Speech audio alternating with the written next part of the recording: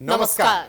Prime समाचारमा स्वागत छ। म दृष्टिबाणी दिताल। म दिपेश घिमिरे। सुरु गरौँ आजका प्रमुख समाचारबाट।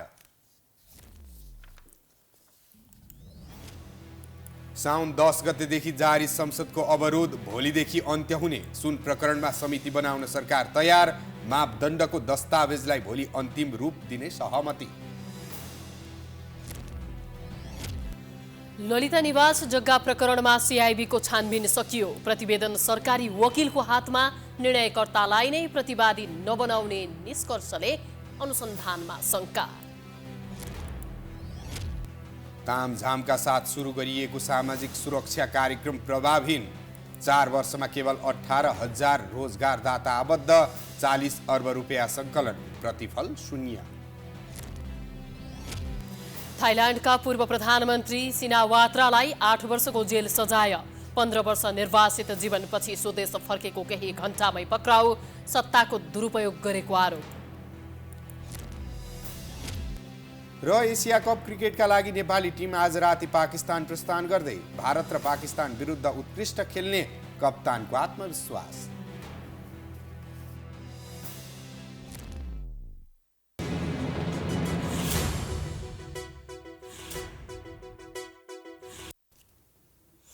प्राइम समाचार अब विस्तारमा।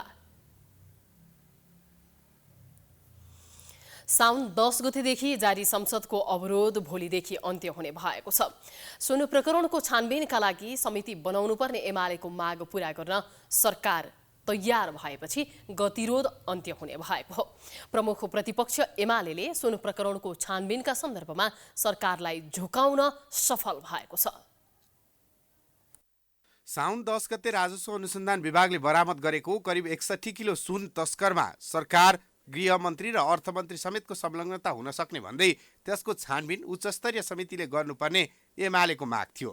यही माग राखेर एमालेले साउन 10 गतेदेखि संसद बैठकमा अवरोध गर्दै आएको थियो। सरकारले भने नेपाल प्रहरीको सिआइबीले छानबिन गरिरहेकाले अर्को समिति गठन गर्न आवश्यक नरहेको जिकिर गर्दै आएको थियो। कुनै टारको राजनीतिक पार्टी कसैको केही हुँदैन। यो स्वतन्त्र र स्वच्छ ढङ्गले अनुसन्धानको प्रक्रिया अगाडि बढाउँछ भने त्यसको मेरो सार कुरो के हो भने अनुसन्धान स्वतन्त्र र निष्पक्ष ढङ्गले हुन्छ। कहीँ कतैबाट दबाब आउँदैन, आयो भने पनि स्वीकार गरिँदैन। संसदमा एमालेले गृहमन्त्रीको जवाफ त सुन्यो तर चित्त बुझाएन र पुनः संसदमा नाराबाजी गर्न सुरु गर्यो। साउन 10 गते सुरु भएको यो क्रम भदौ 5 गते आएर बल्ल अन्त्य भएको छ। सरकार उच्चस्तरीय समिति गठन गर्न तयार भएसँगै अब भदौ 6 गते प्रतिनिधि सभाको बैठक बस्ने लगभग निश्चित भएको छ। उच्चस्तरीय समिति गठनका लागि कार्यदलले तयार गरेको दस्तावेजलाई अन्तिम रूप दिएपछि प्रतिनिधि सभाको बैठक बस्ने सम्भावना स्पष्ट देखिएको हो। केन्द्रीय अनुसन्धान ब्युरोले जुन छानबिन अनुसन्धान गरिराखेको छ त्यसलाई निरन्तरता दिने, केन्द्रीय अनुसन्धान ब्युरोले निष्पक्ष र स्वतन्त्र ढङ्गले अनुसन्धान छानबिन गरेर तस्करीमा संलग्न भएका मानिसहरूलाई अभियोजन समेत गरेर त्यो विषयलाई निष्कर्षमा पुर्याउने। शीर्ष नेताहरूको चाहिँ बस्ने बैठक बस्ने र यसले सबै विषय टुङ्ग्याउने, सदन पनि खुलाउने र अगाडि बढ्ने भन्ने सम्बन्धमा हिजो मोटामोटी सहमति भएको थियो। सुभाष नेमाङ माननीय, त्यस्तै रमेश लेखक माननीय र हितराज पाण्डे, तीनटा माननीयले उच्चस्तरीय छानबिन समितिको कार्यविधिका सन्दर्भमा त्यसको टिओआर कस्तो बनाउने भनेर मस्यौदा तयार गर्नका लागि उहाँहरूलाई जिम्मेवारी दिएको थियो। 3 जना माननीयले त्यो काम पनि करिब पुरा गर्नुभएको छ। मङ्गलबार नै सहमति गरेर पूर्व निर्धारित संसद बैठक चल्ने भनिएको थियो।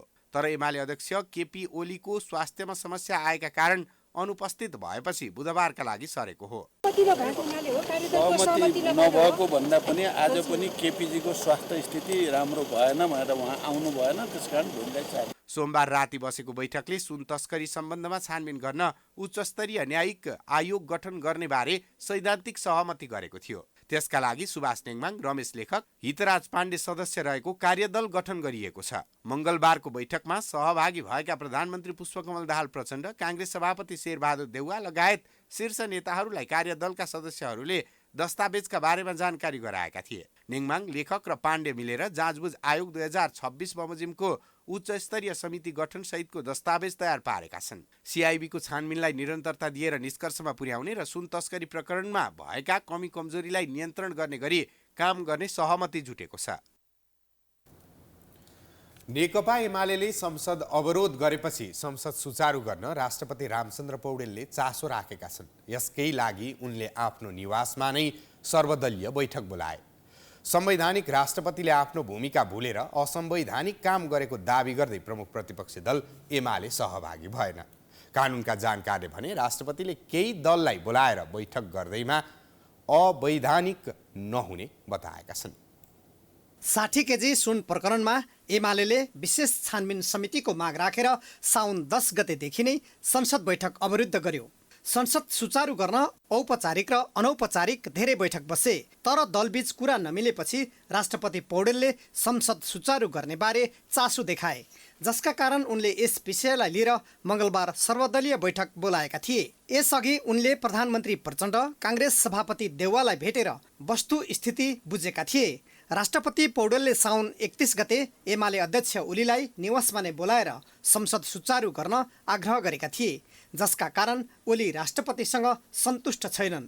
विगतमा पनि निष्क्रिय भएको नागरिक विधेयक प्रमाणीकरण गरेको तथा सर्वोच्च अदालतको फैसला विपरीत नागरिक उन्मुक्ति पार्टीका संरक्षक रेशम चौधरीलाई आम माफी दिएको भन्दै एमाले राष्ट्रपतिले संविधान मिच्न खोजेको आरोप लगाउँदै आएको थियो। संसद सुचारू गर्ने बारे सरकारसँग निरन्तर छलफल भइरहेको अवस्थामा संसद खुलाउने एजेन्डा राखेर राष्ट्रपतिले बैठक बोलाउनु असंवैधानिक भएकाले आफ्नो दल बैठकमा नगएको एमाले सचेतकको भनाइ छ। अनौपचारिक औपचारिक जुनसुकै छलफलहरूमा पनि सहभागी हुन्छ, तर उहाँले आज यो बैठक संविधानले नदिएको कार्यादेशभन्दा बाहिर गएर संविधानले नदिएको अनुमति बमोजिम अगाडि बढ्नुभयो। जस्तो उहाँले राजनीतिक एजेन्डामा सदन खुलाउने राजनीतिक एजेन्डामा उहाँले राजनीतिक दलहरूको सर्वदलीय बैठक बोलाउनु भयो। यो उहाँलाई अधिकार छैन, संविधानले यो अनुमति दिँदैन। राजनीतिक प्रकृतिका मुद्दामा राष्ट्रपति सहभागी भएर त्यसको चाहिँ पोलराइजेसनमा उहाँ उपस्थित हुने कुरा दुःखद कुरा हो। विगतमा विद्यादेवी भण्डारी राष्ट्रपति हुँदा उनले गरेको हरेक कदमको समर्थन गर्ने एमाले राष्ट्रपतिले बोलाएको सर्वदलीय बैठकमा नजानु अनुचित भएको सत्तारूढ दलका नेताहरूको भनाइ छ। अब विद्या भण्डारीले गर्दा जतिखेर राति 12 बजे पनि ढोका ढकढकाउन पुग्ने, राष्ट्रपतिले गर्दा नपुग्ने, यो बारे उहाँहरूले जवाफ दिनुहुनेछ। कुनै पनि कार्यकारी राजनीति निकास निकाल्नको निम्ति उहाँले बैठक बोलाउनु भयो जस्तो मलाई लाग्दैन। एउटा कर्सी फर्मल बैठक भन्दा पनि भेटघाटलाई उहाँले बोलाउनु भयो होला। यो स्वाभाविक हो। उहाँले कुनै कार्यकारी हिसाबले कुनै यो गर उ गर भनेर निर्देशन दिन बोलाउनु भएको होइन। मैले बुझेअनुसार केही बुझ्न, केही थाहा पाउन, कर्सी चियापानको लागि उहाँले बोलाउनु भयो होला। तर अब राजनीति निर्णय गर्नको निम्ति बोलाउनु भएको हो भनेदेखि त त्यो आशयको चाहिँ कुराहरू हाम्रो संविधान व्यवस्था छैन। कानुनका जानकारले भने राष्ट्रपति साझा, सम्मानित र सर्वोच्च भएका कारण अभिभावकीय भूमिका निर्वाह गर्नु स्वाभाविक भएको र केही दलका नेतालाई बोलाएर छलफल गर्दैमा असंवैधानिक नहुने बताएका छन्। कुनै पनि कुराहरूमा निकासा दिनुपर्नेको सन्दर्भमा अथवा राष्ट्रिय सवालमा निकासाको जरुरत छ ठानेमा यस अगाडि पनि राष्ट्रपतिहरूले सर्वदलीय छलफल गराउने, बेसर्ती बैठक बोलाउने प्रचलन छ। त्यसो भन्दैमा कुनै एउटा निकास निकाल्ने जोड दिने, निकास निकाल्नै पर्छ, यस्तो निकास निकाल भन्ने सन्दर्भमा होइन। राष्ट्रिय यस्ता सवालहरूमा देश निकास पाओस्, अनिर्णयको बन्दी नहोस् र सबैजना राजनीतिक दलका नेताहरू त्यहाँ बसेर छलफल गर्न सकुन् भनेर वातावरण सृजना गरिदिनको लागि राष्ट्रपतिलाई संविधान रोकेका छैन। राष्ट्रपतिको भूमिका राष्ट्रप्रमुखको हैसियतमा हुने भएका कारण मुलुकका जटिल समस्याका बारेमा चासो राख्नु स्वाभाविक नै हो। तर यसैलाई नै आधार बनाएर उनी असंवैधानिक भएको प्रमुख प्रतिपक्षी दल एमालेको भनाइ तर्कसङ्गत देखिँदैन। नेपाल प्रहरीको केन्द्रीय अनुसन्धान ब्युरो सीआईबीले बालुवाटार स्थित ललिता निवास जग्गा प्रकरणको प्रतिवेदन सरकारी वकिलको कार्यालय काठमाडौँमा बुझाएको छ। तर उक्त प्रतिवेदनमा केही निर्णयकर्तालाई प्रतिवादी नबनाउन राय दिएपछि अनुसन्धानमाथि संशय प्रकट भइरहेको छ। नेपाल प्रहरीको केन्द्रीय अनुसन्धान ब्युरो सीआईबीले सरकारी वकिल कार्यालय काठमाडौँमा प्रतिवेदन बुझाएको छ। ललिता निवास जग्गामा कृत्य र संगठित मुद्दामा सीआईबीले अनुसन्धानको प्रतिवेदन बुझाएको हो। जिल्ला सरकारी वकिल कार्यालय काठमाडौँका न्यायाधिवक्ता महेश प्रसाद खत्रीले प्रतिवेदनको अध्ययन गरी अभियोजन दर्ता गर्न अभियोग पत्र तयार गर्ने काम सुरु भइसकेको बताए। उनले हदम्यादभित्रै अर्थात् 2-4 दिनमै अभियोग पत्र तयार हुने जानकारी दिए।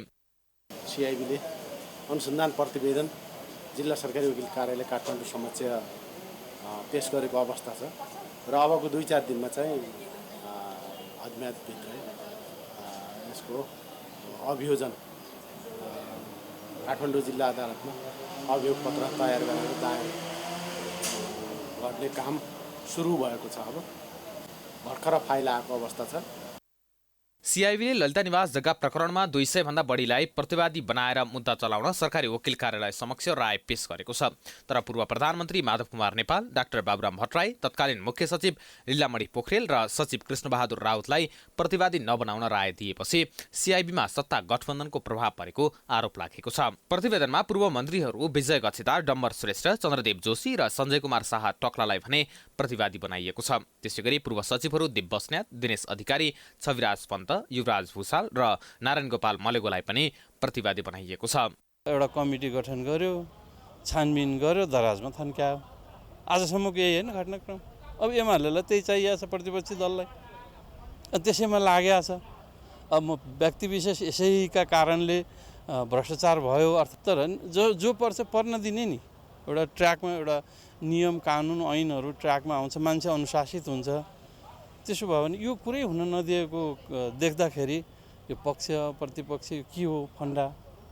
सिआइबीहरूले चाहिँ छानबिन गरिराखेकै थियो, विज्ञ त उनी हुन् नि त होइन। हामीले त सबै सरकारका अङ्ग निकायहरूमा भर गर्ने हो नि त। हाम्रो दबावको कारणबाट अब उच्च स्तरीय छानबिन समिति बन्ने भएको छ। अब यो छानबिन समिति बनेपछि त्यसले एउटा टिआर कसरी बनाउँछ होइन, कसरी जाने भन्ने एउटा निष्कर्ष निकालेर त्यसले बनिसकेपछि, बन्न खोज्दै मात्रै छ नि, बनिसकेपछि अब त्यसले काम गरिसकेपछि अनि स्थिति के हुन्छ त्यसपछि हेर्नुपर्छ। सिआइबीले ललिता निवासको जग्गा 4 पटक गरेर हडपिएको निष्कर्षसहित 4वटा छुट्टा छुट्टै रायसहितको प्रतिवेदन बुझाएको छ। मुद्दा नम्बर 24 मा 112 रोपनी 4 आना 1 पैसा जग्गा हिनामिना भएको निष्कर्षसहित प्रहरीले 209 जना विरुद्ध पक्राउ पूर्जी लिएको थियो। त्यस्तै मुद्दा नम्बर 25 मा नक्कली पशुपति टिकिन्छा गुठी खडा गरेर 4 रोपनी 14 आना 2 पैसा 2 दाम जग्गा हिनामिना गरेको प्रहरी निष्कर्ष छ। त्यसमा 110 जना संलग्न रहेको प्रहरीको निष्कर्ष छ। मुद्दा नम्बर 26 मा छुट जग्गा दर्ता गर्ने नाममा 12 आना 2 पैसा जग्गा हिनामिना भएको प्रहरीको भनाइ छ। त्यसमा 13 जना संलग्न रहेको प्रहरीको निष्कर्ष छ। मुद्दा नम्बर 27 मा बालुवाटारको विशिष्ट व्यक्ति निवास परिसर विस्तारका लागि सट्टापट्टा र शोध भर्नाको नाममा 25 रोपनी 7 आना 1 पैसा 1 दाम जग्गा हिनामिना भएको प्रहरीको निष्कर्ष छ। यसमा 74 जना संलग्न रहेको प्रहरी निष्कर्ष छ। तर जग्गा फिर्ता गर्ने सहित केहीको हकमा मुद्दा चलाउनु नपर्ने राय सिआइबीले दिएको छ। सर्वोच्च अदालतले नीतिगत निर्णय गर्ने व्यक्तिहरूलाई अनुसन्धानमा ल्याउन आदेश दिए पनि सो आदेशको पालना नगरी सिआइबीले प्रतिवेदन बुझाएकोले यसको विश्वसनीयतामाथि प्रश्न उठेको छ। नयाँ युगको प्रारम्भ भन्दै 2075 सालमा योगदानमा आधारित सामाजिक सुरक्षा कार्यक्रम सुरु गर्दा ठुलो उत्साह थियो। योजना सुरु गर्दै गर्दा जनता रोग र भोकले मर्नु पर्दैन भनियो। तर सञ्चालनमा आएको 4 वर्षको अवधिमा यो कार्यक्रमले भने अनुसारको उपलब्धि भने हासिल गर्न सकेको छैन। 2075 सालमा घोषणा गरिएको सामाजिक सुरक्षा कार्यक्रम 2076 साल साउन 1 गतेदेखि सञ्चालनमा आएको थियो। तर योगदानमा आधारित यो कार्यक्रम सुरु भएको करिब 4 वर्षको उपलब्धि हेर्दा खासै प्रभावकारी देखिएको छैन। कोषमा आबद्ध हुन धेरैजसो रोजगारदाता र श्रमिकले अनिच्छा देखाउनु कोषका लागि सबैभन्दा ठूलो चुनौती बनेको छ। झण्डै 4 वर्षमा कोषमा मुस्किलले 18,000 रोजगारदाता र 7,30,000 योगदानकर्ता आबद्ध भएका छन्। यो पनि वैदेशिक रोजगारीमा रहेका सहितको तथ्याङ्क हो। जबकि पछिल्लो सर्वेक्षण अनुसार नेपालमा मात्रै औपचारिक तथा अनौपचारिक क्षेत्रमा झण्डै 80 लाख श्रमिक रहेका छन्। सरकारले कोषमा आबद्ध हुनै पर्ने बाध्यकारी व्यवस्था गरेको भए पनि अधिकांश श्रमिक तथा कर्मचारी कोषप्रति सकारात्मक हुन नसक्दा यो कार्यक्रम प्रभावकारी कार्यान्वयनमा जान सकेको छैन। औपचारिक तथा अनौपचारिक क्षेत्रमा रहेका श्रमिकहरू नेपालमा 70 लाखदेखि 80 लाख हुनुहुन्छ। सबैलाई एकैपटक ल्याउने उद्देश्य होइन, चरणबद्ध र योजनाबद्ध हिसाबले सामाजिक सुरक्षाको क्षेत्र विस्तार गर्दै लैजाने भन्ने उद्देश्य पनि कोषको रहेको छ। र हामीले प्रत्येक वर्ष सामाजिक सुरक्षा कोषमा आबद्ध हुने टार्गेट पनि हुन्छ, लक्ष्य पनि हुन्छ। गएको वर्षसम्म भनौँ 79-80 सम्ममा हामीले सामाजिक सुरक्षा कोषमा आबद्ध हुने योगदानकर्ताको सङ्ख्या 5 लाख पुर्याउने लक्ष्य लिएका थियौँ। त्यो 5 लाख पुर्याइ पनि सकेका छौँ र आउने भनौँ 80-81 को अन्तिमसम्ममा सामाजिक सुरक्षा कोषमा आबद्ध हुने योगदानकर्ताको सङ्ख्या 10 लाख पुर्याउने भन्ने छ। पूर्व प्रधानमन्त्री केपी ओलीले निकै तामझाम र हर्ष बढाइका साथ यो कार्यक्रमको सुरुवात गरेका थिए। कार्यक्रमलाई सफल बनाउन सरकारले पनि अनेक उपाय अपनाइरहेको छ। तर झण्डै 4 वर्षमा कोषमा मुस्किलले 18,000 रोजगारदाता आबद्ध छन्। तर पनि सरकारवाला निकायले कार्यक्रम निकै गजबले चलिरहेको दाबी गर्न भने छाडेका छैनन्। भएको बुझाउन बुझ्नुपर्ने विषय भएको हुनाले प्रत्येक श्रमिकलाई सामाजिक सुरक्षा योजनाबाट के कस्तो सुविधा पाइन्छ यो हाम्रो वर्तमान र भविष्यको लागि हो भन्ने प्रत्येक श्रमिकसम्म भुइँ तहसम्म पुग्ने पर्ने भएको हुनाले यसमा रोजगारदाता श्रमिकहरू सरकारी सबै क्षेत्रको सहकार्य र समन्वयबाट हामी कार्यान्वयन गर्दै पनि आएका छौँ। विभिन्न शीर्षकका भत्तासहित सरकारले सामाजिक सुरक्षा क्षेत्रमा थुप्रै कार्यक्रम कार्यान्वयनमा ल्याएको छ। स्वास्थ्य बीमा लगायत कार्यक्रम पनि सञ्चालनमा छन्। तर यी कार्यक्रमले दिने प्रतिफल भन्दा धेरै सुविधा कोषले दिन सक्ने अवस्था छैन। धेरैजसो रोजगारदाता र कर्मचारीको आपत्ति पनि अन्य भन्दा कम प्रतिफल पाइने प्रावधानमै छ। सामाजिक सुरक्षा कोषमा आबद्ध भएका श्रमिक तथा विभिन्न सङ्घ संस्थाबाट आबद्ध भएकाहरूबाट 40 अर्ब रुपैयाँ सङ्कलन भएको छ। यो क्षेत्रमा प्रवेश गरेकाहरूमध्ये 96,000 श्रमिकलाई 5 अर्ब 50 करोड बराबरको भुक्तानी गरेको कोषले जनाएको छ। नेपाल प्रहरी नागरिकको शान्ति सुरक्षाका लागि खटिने पहिलो निकाय हो। तर नागरिकलाई सुरक्षाको प्रत्याभूति गराउने प्रहरी नै कमजोर भए के होला? यही दृष्टान्त देखिएको छ भक्तपुरको बाल सुधार गृहमा। केही बाल विजयकर्ताहरूले सुरक्षाकर्मीमाथि धावा बोलेर हात हतियार सहित ढुङ्गामुढा गरे। तर प्रहरीले आकस्मिक फौज तत्काल परिचालन गर्न सकेन। यसले प्रहरीको व्यवस्थापकीय कौशलतामाथि प्रश्न चिन्ह खडा भएको छ।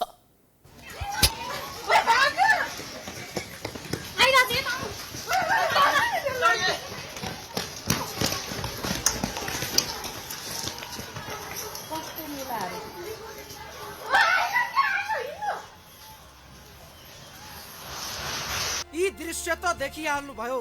भक्तपुरको सानोठिमी स्थित बाल सुधार गृहका बाल विजयकर्ताहरूले प्रहरी सुरक्षा व्यवस्थालाई सोमबार कसरी चुनौती दिए।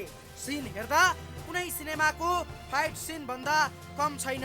हातमा कुकुरी, फलामको रड, ढुङ्गामुढा सहित बाल विजयकर्ताहरू सिनेमाको गुण्डा राज सरह हिँडिरहेका छन्।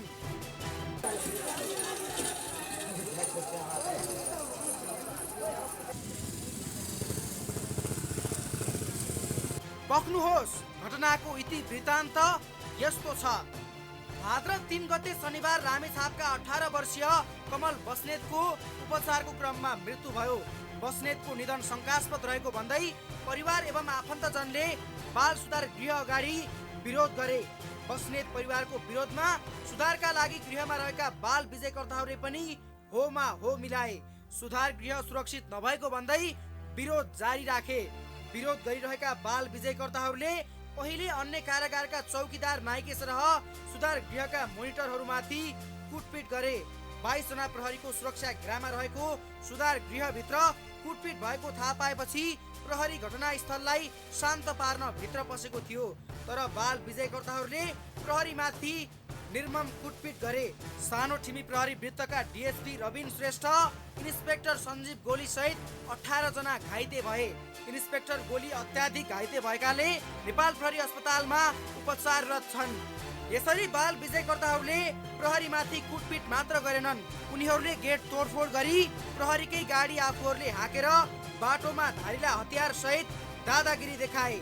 सडक आसपासका पसल तोडफोड गरे, सामानहरू चोरचार पारे। उनीहरूको यो कदमले शान्ति सुरक्षामाथि चुनौती बढायो। स्थानीयहरू त्रसित भए, केही बोल्न पनि नसक्ने अवस्थामा पुगे। 4 वर्ष भयो अहिले, यही महिना मात्रै त्यो भदौ महिना म के गरौँ? मेरो छोरो कहाँ गयो? मेरो दिएको चाहिँ उता भर्रै आए, यो भूकम्प आए जस्तो। अनि आएपछि रड, त्यो खोडा, पुरा फलामको डन्डी आएर बन्द किन खोलिस् मलाई कराउन थाले। अनि कोहीले त्यो केरा लुन थाले, कोहीले चिजबल लिन थाले, कोहीले भित्र चुरोट निकाल्न थाले। त्यसो गर्दा गर्दै एकछिन पछि उता कुदे। हातमा पुरा बोकेका छन्, अब हानु हानु भन्छन्, अब हामी त्यसो गरेर बस्यो के गर्ने। अचम्मको कुरा के छ भने यस्तो स्थिति सिर्जना हुँदा समेत प्रहरीले आकस्मिक फोर्स तत्काल परिचालन गर्न सकेन। घटना भएको अलिक समयपछि मात्रै भक्तपुर, ललितपुर र काठमाडौँका प्रहरीहरू परिचालित भए। यसरी आकस्मिक घटनाहरूमा प्रहरी दरो नदेखिँदा शान्ति सुरक्षामा फेरि प्रश्न चिन्ह उब्जिएको छ। प्रहरीको आन्तरिक तयारी र व्यवस्थापनमा शङ्का पैदा भएको छ। कुनै बेलामा तत्कालै प्रहरी पुर्याउन नसकिने पनि हुन्छ होइन, सबै ठाउँमा प्रहरी राख्न सकिएको पनि छैन। त्यो स्थानमा प्रहरी थियो पनि त्यहाँबाट तोडफोड गरेर भागिसकेको सबै स्थानमा प्रहरी थिएन। तर तत्कालै हामीले काठमाडौँ, ललितपुर लगायतको विभिन्न स्थानहरूबाट प्रहरी कर्मचारी खटाएर व्यक्तिहरूलाई नियन्त्रण पनि लियौँ। त्यो सँगसँगै एउटा के छ भनेपछि यो जुरिस्प्रुडेन्समा के भन्छन् भने कानुनको अज्ञानता क्षम्य हुँदैन, सबैले कानुन मानेकै हुनुपर्छ र जानेकै हुनुपर्छ भन्ने पनि छ। सुधार गृहमा विभिन्न कसुरमा सजाय भुक्तान गरिरहेका 279 जना बाल विजयकर्ता थिए। ती मध्ये 256 जना पुरुष थिए। झडपको क्रममा 200 जना भन्दा धेरै पुरुष बाल विजयकर्ता भागेका थिए। विभिन्न स्थानबाट हिजो नै धेरै बाल विजयकर्तालाई नियन्त्रणमा लिएको प्रहरीले अब फरार रहेका 10 जनाको खोजी गरिरहेको छ। प्रहरीलाई दिन दहाडै खुल्लम खुल्ला चुनौती दिँदा पनि प्रहरी दरो प्रस्तुत हुन नसक्दा सुरक्षा निकाय कमजोर देखिएको छ र शान्ति सुरक्षामा पनि शङ्का पैदा भएको छ। प्राइम समाचार जारी छ, हामी विश्राम पछि आउँछौँ।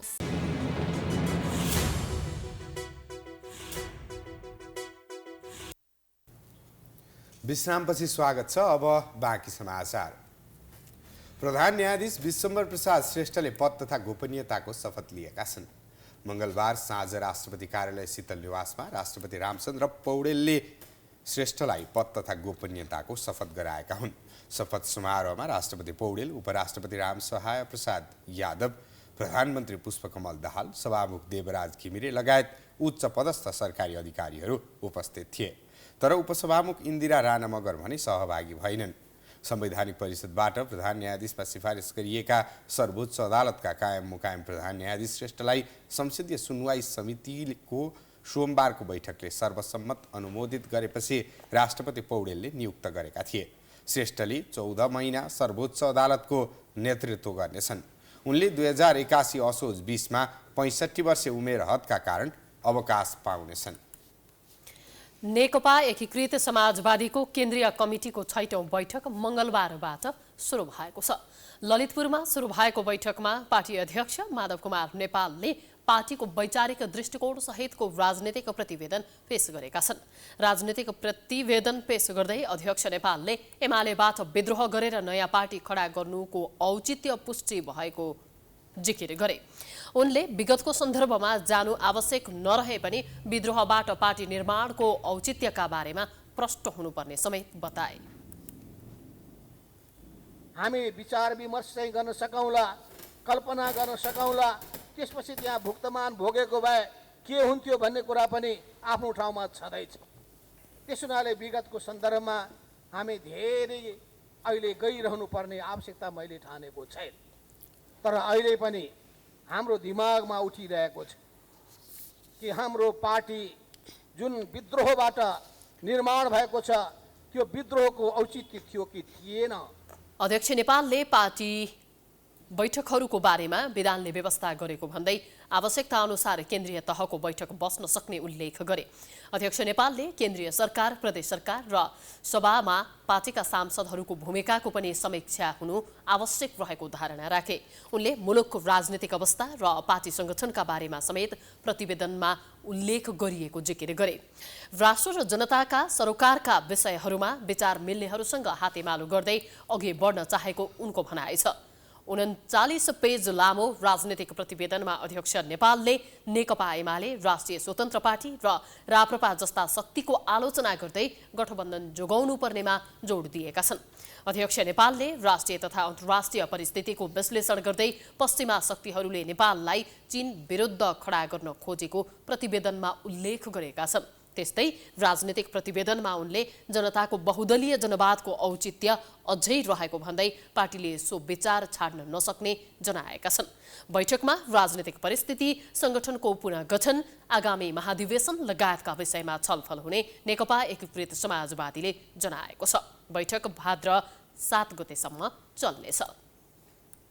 रूपन्देहीको देवदह नगरपालिका 13 स्थित ढोल बजौवाका भुज परिवार सामाजिक रूपमा बहिष्कारमा परेका छन्। गाउँमा भुजको परिवारलाई केही नदिनु र कोही नबोल्नु भन्दै उर्दी जारी भएको छ। गाउँलेबाट बहिष्कारमा परेका भुज परिवारले अहिले विभिन्न समस्या भोग्नु परेको छ। गाउँलेहरूले सार्वजनिक जग्गा हडपेको भन्दै भुज परिवारका एक व्यक्तिले गाउँले विरुद्ध मुद्दा दायर गरेपछि विवाद उत्पन्न भएको हो। सामाजिक बहिष्कारमा परेका रूपन्देहीको देवदह नगरपालिका 12 स्थित ढोल बजौवाका भुज परिवारले समाजमा विभिन्न समस्या भोग्दै आएका छन्। बहिष्कारको मुख्य कारण भनेको पशुपति भुजले मुद्दा जित्नु हो। काठमाडौँ बस्ने पशुपतिले सार्वजनिक जग्गा कब्जा गरी बसेका गाउँहरू विरुद्ध मुद्दा दर्ता गरी रूपन्देही जिल्ला अदालत र उच्च अदालतबाट मुद्दा जितेका थिए। तर उनका अन्य परिवार दाजुहरू सामाजिक बहिष्कारमा परेका छन्। पशुपतिले पनि गाउँ छाडेर काठमाडौँ बस्नु परेको छ। शिवबिन्दु भुज लगायत अन्य परिवारसँग बोल्नेलाई गाउँलेले 25,000 रुपैयाँ जरिवाना समेत तोकेका छन्। बहिष्कारपछि गाउँमा सामान्य सामान खरिदका लागि भुज परिवार नजिकैको बजार मझौली पुग्नुपर्ने बाध्यता छ। आफ्नै गाउँटोलमा सँगै बसेका र हुर्केका साथीहरूबाट अहिले भुज परिवारले फरक व्यवहार भोग्नु परेको छ। देवदह नगरपालिका 12 ढोल बजौवामा रहेको करिब 3 बिघा 8 कट्टा 12 धुर सार्वजनिक जग्गा गाउँलेहरूले दामाशाहीले बाँडेका थिए। 8 नम्बर पर्तीको रूपमा रहेको सार्वजनिक जग्गा गौचरणको साथै मरेका घरपालुवाहरू फाल्ने स्थलको रूपमा रहेको थियो। ढोल बजौवा गाउँ भन्दा गाउँलेहरू विरुद्ध सार्वजनिक जग्गा चलन चलाइ पाऊ भन्दै मुद्दा दर्ता गरेका थिए। 2077 माघ 29 गते जिल्ला अदालतले भुजको पक्षमा फैसला गर्दै सार्वजनिक जग्गा खाली गर्न आदेश दिएको थियो। यसमा गाउँलेहरूले चित्त बुझाएनन् र पुनरावेदन गरे। पुनरावेदनमा पनि उच्च अदालत तुलसीपुर बुटवल इजलासले मिति 2079 कार्तिक 28 गते जिल्लाकै फैसलामा सदर गरिदियो। फैसला गर्दै उच्च अदालतले चलन चलान सार्वजनिक रूपमा रहेको उक्त जग्गामा रहेको संरचनाहरू हटाउन आदेश दियो। अदालतले दिएको आदेशका कारण अहिले पशुपति भुजको परिवार सामाजिक बहिष्कारमा परेको छ।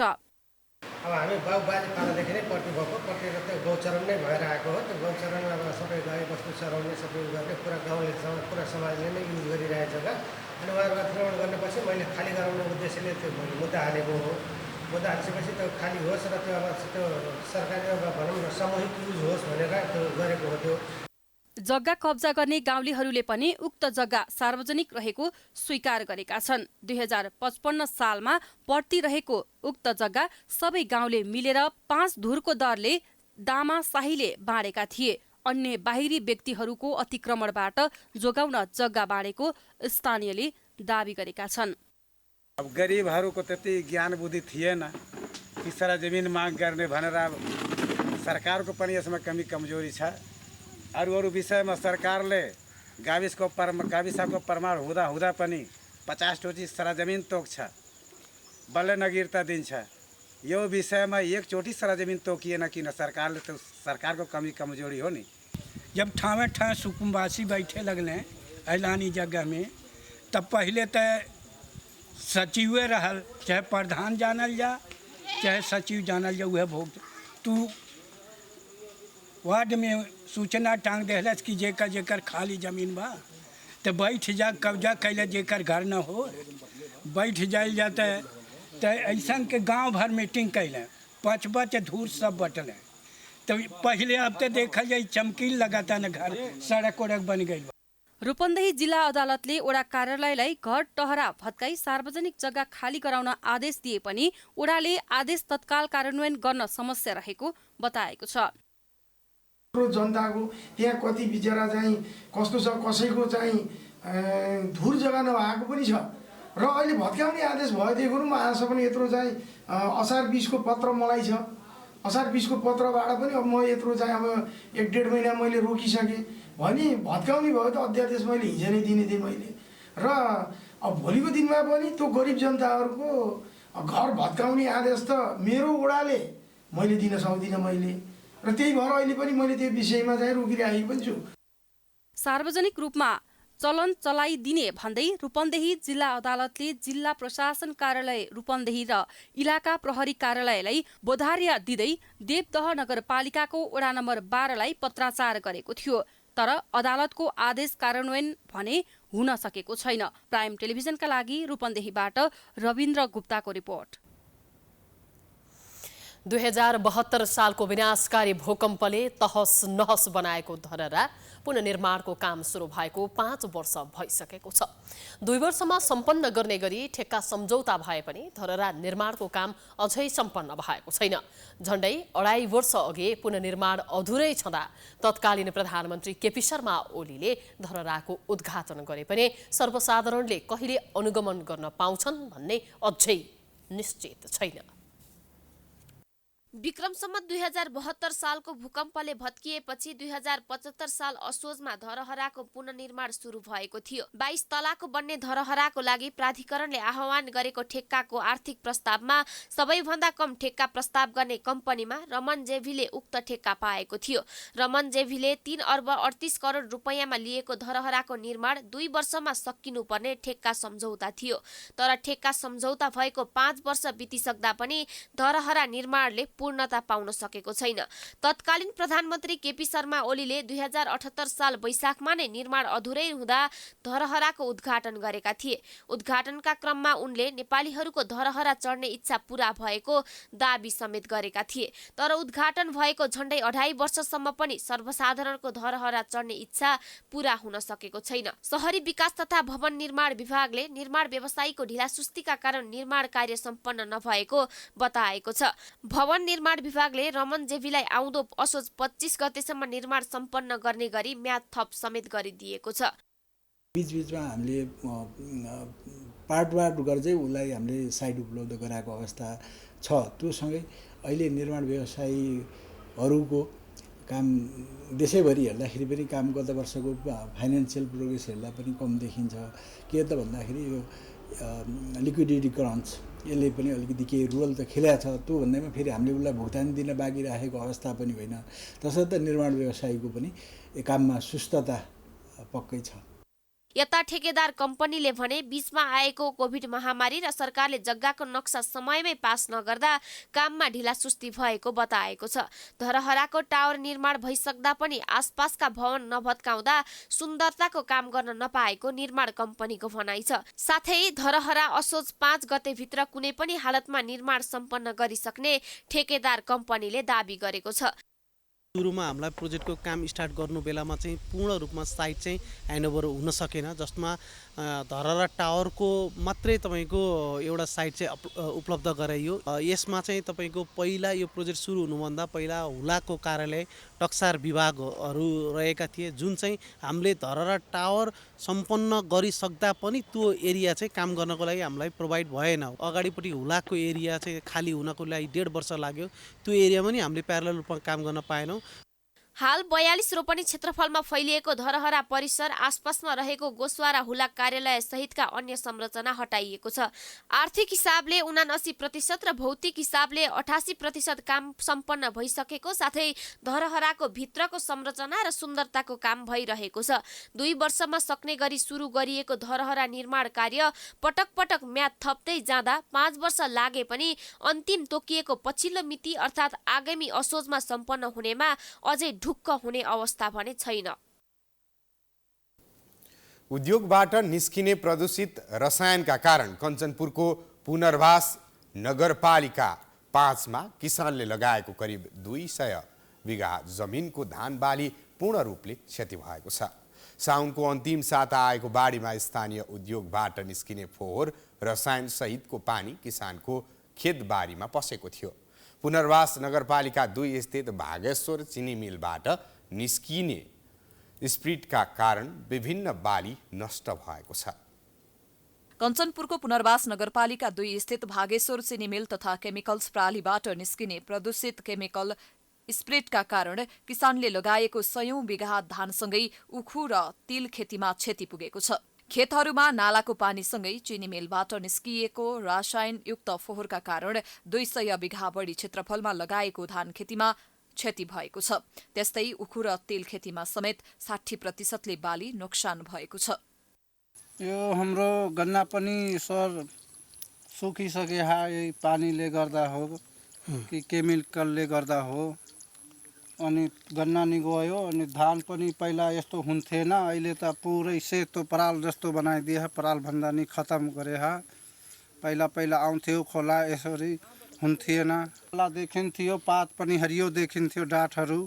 यसपालि त हरियोको नामै छैन, पुरा सेतो देखे। घाँस पनि पुरा मारिदिएन, पहिला घाँस पनि मार्थिएन।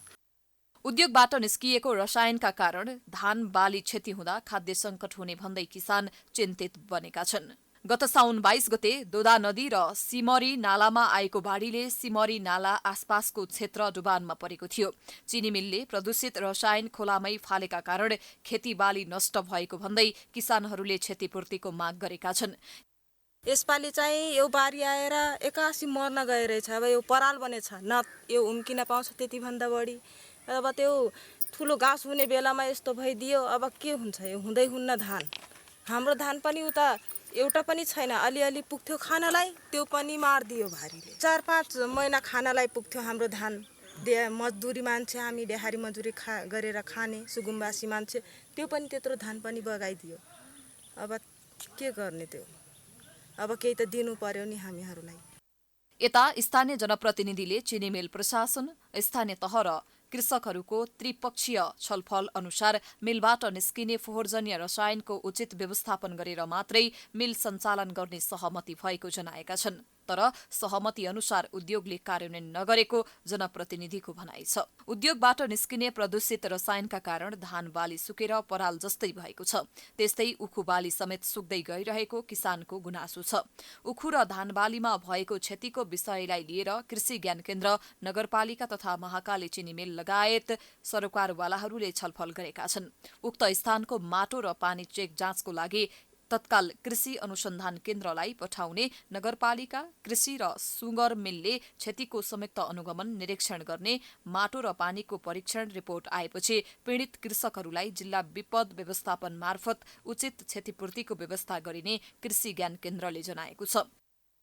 3-4 ठाउँ हेर्दाखेरि धान बाली चाहिँ पूर्ण नष्ट भएको अवस्था देखियो। बाढीकै कारणले हो अथवा डुबानकै कारणले हो अथवा अन्य कुनै त्योभन्दा माथि एउटा हाम्रो भागेश्वर चिनी मिल भन्ने पनि छ र त्यो चिनी मिलबाट आएको कच्चा पदार्थ अथवा कुनै दुर्गन्ध त्यसले हो कि भनेर त्यो ठाउँको नेपाल प्रहरी र त्यहाँ सरोकारवाला निकायहरू, पालिका, कृषि शाखा र किसानको रहबरमा चाहिँ प्रहरीको मुचुल्कासहित त्यो ठाउँको पानी सङ्कलनको काम जम्मा भएको छ र प्रहरीले अहिले स्थलगत अनुगमन गरेर मुचुल्का बनाउने काम चलिरहेछ भन्ने जानकारी उहाँ छ।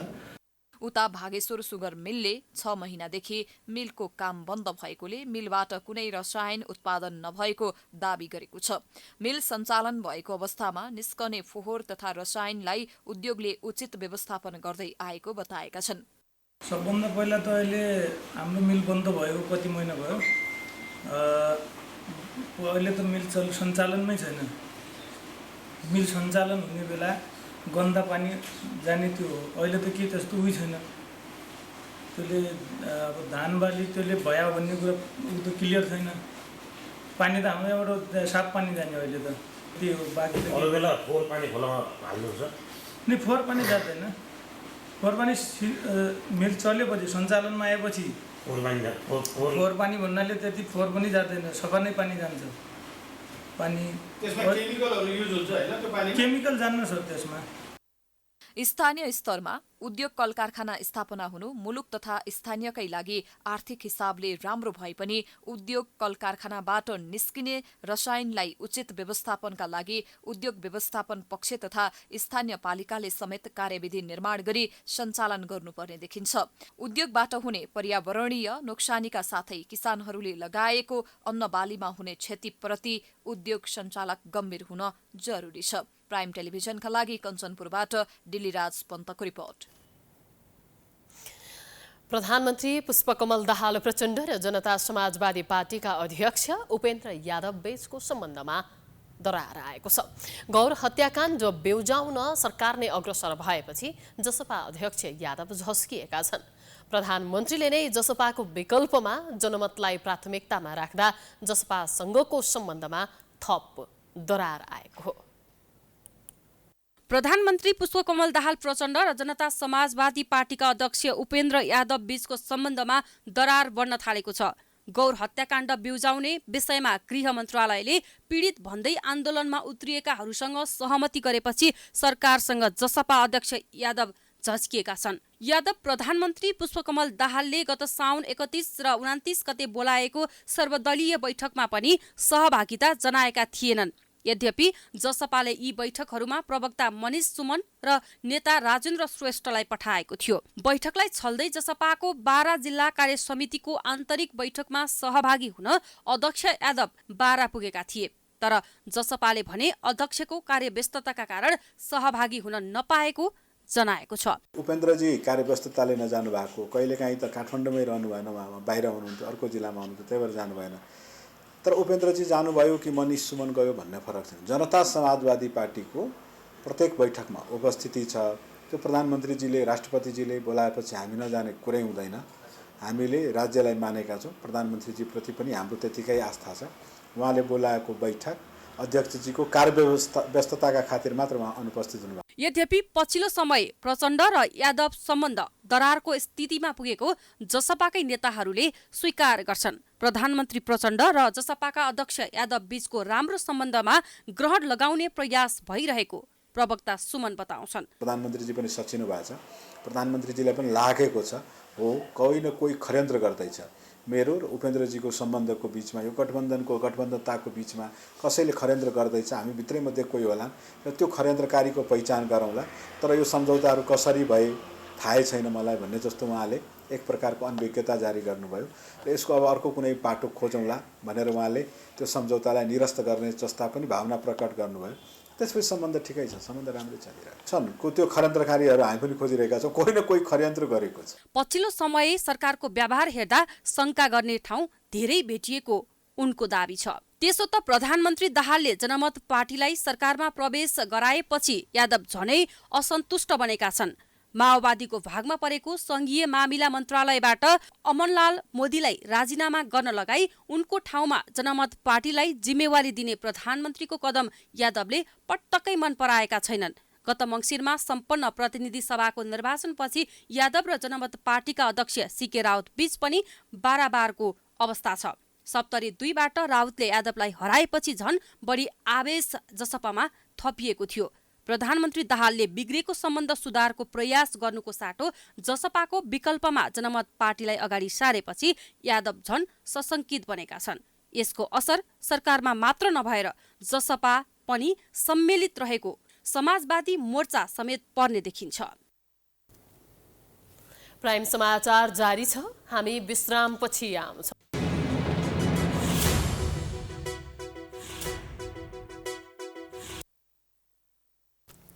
विश्रामपछि स्वागत छ। अब बाँकी समाचार। नेपाली काङ्ग्रेसले पार्टीको नीति र नेतृत्व विरुद्धको भ्रम र आरोपका कारण पार्टी कमजोर वा शिथिल भएको महसुस आम जनता तथा कार्यकर्ताले गर्न थालेको निष्कर्ष निकालेको छ। पार्टीको आन्तरिक विशेष अभियान सम्पन्न भएपछि मंगलबार पार्टी कार्यालय सानेपामा पत्रकार सम्मेलन गर्दै काङ्ग्रेसले पार्टीभित्र र बाहिरबाट फैलाइएका नीति र नेतृत्व विरुद्धका भ्रम र आरोपका कारण जनस्तरमा भ्रम एवं गहिरो अन्योलता सृजना भएको र यसैका कारण पार्टी कमजोर वा शिथिल भएको महसुस गर्न थालिएको जनाएको हो। अभियानका क्रममा विपक्षीहरूले फैलाएका राजनीतिक एवं अन्य विभिन्न भ्रमहरू चिर्दै काङ्ग्रेसले लिएको नीतिका कारण निर्वाचनमा पहिलो पार्टी बनेको यथार्थ विवरण पार्टीका जिल्ला मातहतमा बुझाउने काम भएको काङ्ग्रेस सूचना सञ्चार तथा प्रचार प्रसार विभागका प्रमुख मीन विश्वकर्माले बताए। उनले काङ्ग्रेस पछाडि पर्नु वा अपेक्षित परिणाम ल्याउन नसक्नुमा अन्तर्कलह, सांगठनिक अव्यवस्था र नेतृत्वको बेमेल नै प्रमुख कारण रहेको विभिन्न तहका नेताहरूको बुझाइरहेको पनि बताए। निर्वाचन परिणामका दृष्टिले नेपाली काङ्ग्रेस तीनै तहमा प्रथम वा ठूलो दल कायम भई संघीय सरकारमा सहभागी छ। भने अधिकांश प्रदेश सरकारको नेतृत्व गरिरहेको छ। यी सफलतालाई सुखद ढङ्गले आत्मसात गरी तीनै तहका सरकार मार्फत जनतामा पार्टी र उम्मेदवारले गरेका आफ्ना प्रतिबद्धता कार्यान्वयनको महान राष्ट्रिय अभियानमा जुट्नु पर्ने बेला पार्टीका अधिवेशन र निर्वाचनका असन्तुष्टिको भारी बोकेर जनतामा जाने प्रवृत्ति बढ्यो। फलस्वरूप पार्टी पङ्क्तिमा निराशाको बादल मडारियो। काङ्ग्रेसले समुदायमा काङ्ग्रेस कार्यक्रम स्थगित गरेको छ। अर्को निर्णय नभएसम्मका लागि उक्त कार्यक्रम स्थगित गरिएको हो। साउनमा बसेको केन्द्रीय समिति बैठकले भदौ 10 देखि 24 गतेसम्म समुदायमा काङ्ग्रेस कार्यक्रम गर्ने निर्णय गरेको थियो। अविरल वर्षा, बाढी पहिरो, डेङ्गी र आँखा पाक्ने रोगले समुदाय नै प्रभावित भएकाले उक्त कार्यक्रम तत्काललाई रोकिएको हो। अब आर्थिक समाचार।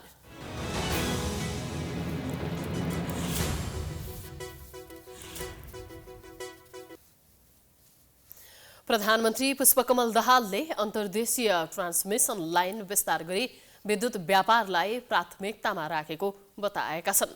मंगलबार चितवनमा भरतपुर 220/132 किलोभोल्ट सबस्टेशन र हेटौडा भरतपुर बर्दघाट 220 केभी डबल सर्किट प्रसारण लाइनको उद्घाटन गर्दै प्रधानमन्त्री प्रचण्डले वर्तमान सरकार विद्युत उत्पादनबाट देशको अर्थतन्त्रमा आत्मनिर्भर हुने सपना पूरा गर्न लागि परेको भन्दै यसका लागि अन्तर्देशीय ट्रान्समिसन लाइन विस्तार गरी विद्युत व्यापारलाई प्राथमिकतामा राखेको बताएका हुन्। हालैको भारत भ्रमणका क्रममा भारत सरकारसँग विद्युत खरिदमा भएको समझदारीले यसका लागि सकारात्मक पहल भएको र बंगलादेशसँग विद्युत व्यापारको ढोका खुलेको उनको भनाइ छ। एकातिर जोड देशभित्रै बढीभन्दा बढी विद्युत खपत गर्ने र नेपाली जनताको जीवनलाई सहज बनाउने, विकासलाई गति दिने, जस्तो अहिले चुलोदेखि भेहिकलहरूसम्म गाडीहरूसम्म पनि विद्युतबाट नै चलाउने प्रक्रिया सुरु भएको छ र त्यसले बिस्तारै गति लिँदैछ। त्यसले देशको अर्थतन्त्रमा पनि निकै सकारात्मक प्रभाव पार्न सुरु गरिसकेको छ। हामीले तेलको आयातलाई धेरै घटाउन सकिन्छ। आफ्नो आसन्न चीन भ्रमण पनि विद्युत व्यापारको सम्भावना रहेको दाहालले बताएका छन्। अब खेलकुद समाचार।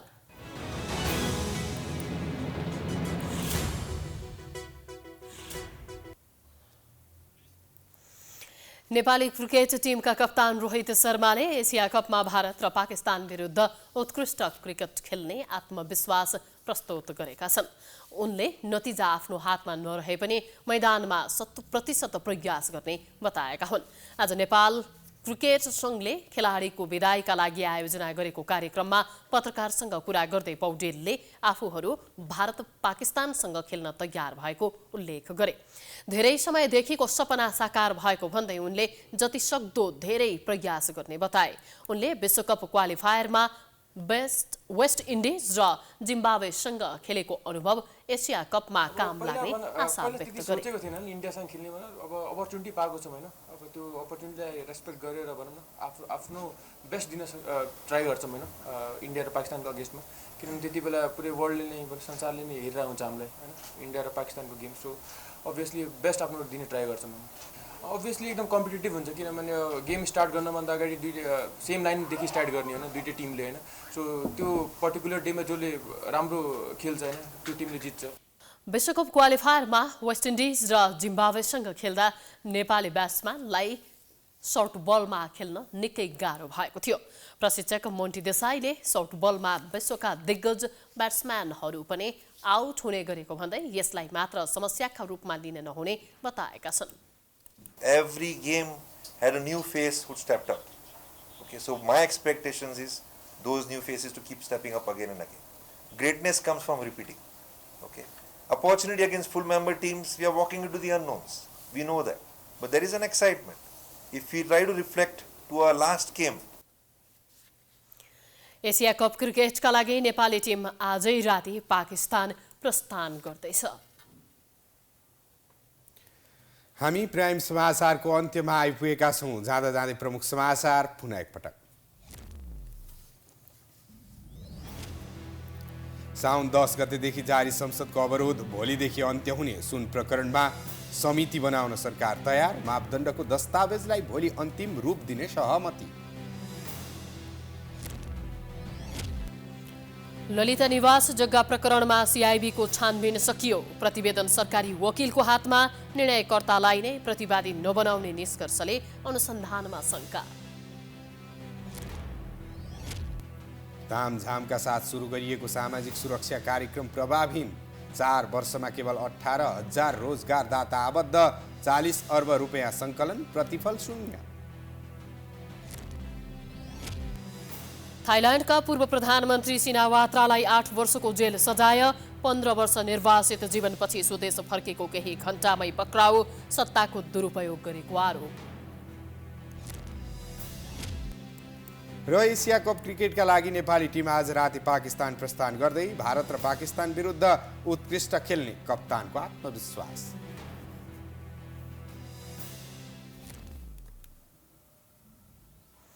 प्राइम समाचार अहिलेलाई सकियो। यसपछिको प्रस्तुति जनता जान्न चाहन्छन् ऋषि धमलाको साथमा। हेर्दै गर्नुहोला प्राइम टाइम्स एसडी। नमस्कार।